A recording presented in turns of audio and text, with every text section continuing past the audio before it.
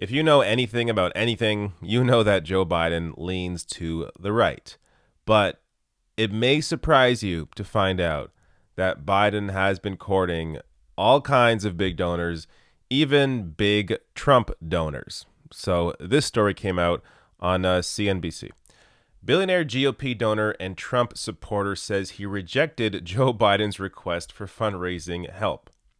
Democratic frontrunner Joe Biden on Monday appealed to a billionaire Republican donor for fundraising help in his presidential campaign. But the financier, Trump-supporting New York supermarket magnate John Katzimatidis, declined. Biden spoke to Katzimatidis, who has an estimated net worth of $3.1 billion, for about 10 minutes at a fundraiser held at the New York home of short seller Jim Chanos, according to the businessman. When Biden asked for his help, quote, "I just smiled," Katzimatidis said. Now, this is amazing. I mean, I'm running out of reactions when it comes to things that Joe Biden does.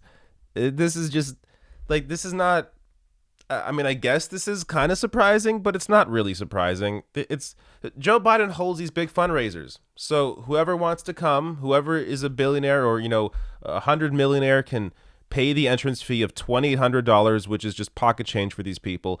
Come in there and they can potentially now be a Joe Biden voter, even though they're also giving to Trump and Republicans. I mean, this is how the whole system works. This is how it's operated for at least the last 40 years. So Joe Biden is a relic of the old system, or I should say the current system, but in this process of trying to change it, he is a relic of this old system. Where compared to like Bernie Sanders holds zero private fundraisers, is only raising money from individual donors, has grassroots support, the biggest volunteer base, doesn't have any PAC money, isn't taking any money from corporations. I mean, these are two very distinctly different campaigns, even though, as I think you're going to see in the future, a lot of Biden's support, I think, will go to Bernie Sanders, because a lot of these people that support Biden right now, they think he's this working class guy because he has this veneer of being a working class guy. And he has this attachment to Barack Obama as his VP. But when they learn more and more and more about Biden and see that he is still playing this game of courting these big donors, including Trump donors, I think people are going to realize that this is not working class Joe, that the only real working class candidate in this race is Bernie Sanders. Now, to be super fair, Elizabeth Warren. So, look, I'm talking about top tier candidates. So, in terms of lower tier candidates who may be also using the same sort of strategy in terms of fundraising only from individual donors, yeah, there are other candidates that do this. I believe Tulsi Gabbard is one of them. But if we're talking about candidates right now that are polling near the top, like the top 5 candidates, Bernie Sanders is the only one that is guaranteed to stick to this plan of only raising from individual donors. Elizabeth Warren, on the other hand, is doing this in the primary, but if she wins the nomination in the general, she will take money from everywhere. So, to me, that's a mark on Warren. I don't think she should be doing that, but that's what she said. She has said. So, there's more here. Now, while this Trump donor did not donate to Joe Biden, he does still like Joe Biden. So check this out. Katzimatidis, who owns the New York supermarket chain Gristedes, all these names, too many ridiculous names. I think it's Gristedes, and ran for mayor in 2013, had praise for Biden, but he is sticking with President Donald Trump in 2020. Katzimatidis was an invited guest to the Monday fundraiser and did not contribute to Biden's campaign to gain entrance. Quote, "I think Joe Biden is the most common sense nominee of the 23 people running in the Democratic Party," he said. Monetarily, I did not commit to helping him, but I will treat him fairly on my radio show. Of course, this guy has a radio show. Of course. If you have billions of dollars, you can have a radio show. Then again, I had a radio show and I don't have $1 billion. So there's multiple ways to get there. But I also made no money being on the radio.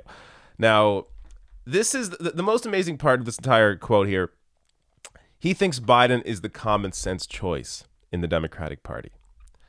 When you have a big Trump donor calling Biden the common sense choice. If you're a Biden supporter right now, you should begin to question why you are supporting Biden. This gives it away. Biden is not going to challenge the system. He's not going to challenge anything. It's going to be the status quo that led to Donald Trump. So if Biden somehow wins the nomination and somehow beats Trump, get ready for Trump 2.0 4 years later.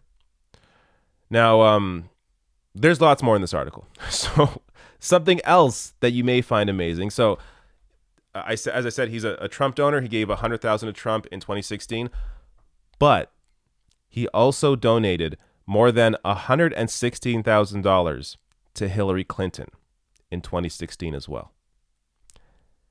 Like many of these big donors, he plays the field. So even though he's not giving to Biden now, I would be shocked if he didn't give to Biden later on in the race, especially if Biden begins to slip and this guy thinks his money might help Biden in the polls.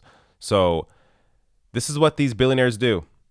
They can afford to do this. They give to everybody, and then whoever wins, they call them later on and ask for a favor. That's how this whole game is played. Now, that said, Castama Titus did put this out on Twitter, pledging his support to Donald Trump. On this great day of Trump kicking off his 2020 campaign in Orlando, I want to make it clear. Me and my family are supporting Donald Trump 100%. We are fighting for the soul of America. Ah, yes, the soul of America. Donald Trump is definitely the guy to support if you worry about the soul of America. Dear God. But you know what? If you're worrying about Biden, don't. Biden has plenty of money to take from these big donors. So Chanos, according to a pool report, said the event brought in nearly 180 guests. Donors contributed $2,800.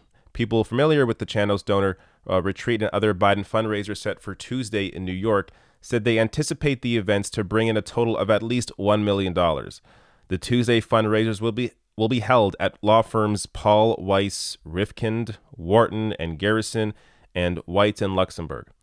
A Biden representative did not return a request for comment.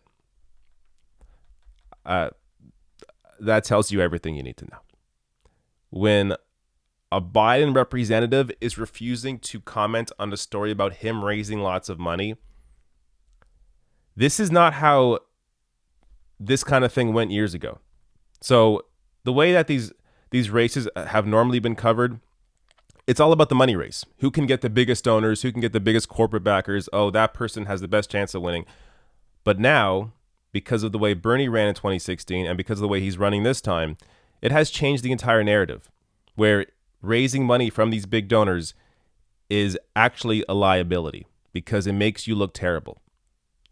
Because it should make you look terrible. It showcases that you are not going to listen to actual voters. You will once again, like any other typical politician, listen to your big donors. So Biden's campaign not even returning a request for comment on this shows you that they are well aware of how bad this looks. Now, in case there's any doubt of what Biden is about, this from Politico, Biden promises wealthy donors he would not demonize the rich. Quote, "We can disagree in the margins, but the truth of the matter is it's all within our wheelhouse and nobody has to be punished. No one's standard of living will change," end quote, he continued, addressing a well-heeled group, including the former Clinton Treasury Secretary Robert Rubin, former Deputy Treasury Secretary Roger Altman, and Goldman Sachs Chief Financial Officer Stephen Shear, according to reports. No one's standard of living will change. What does this mean? This means more sports cars, mansions, and yachts for the top 1%.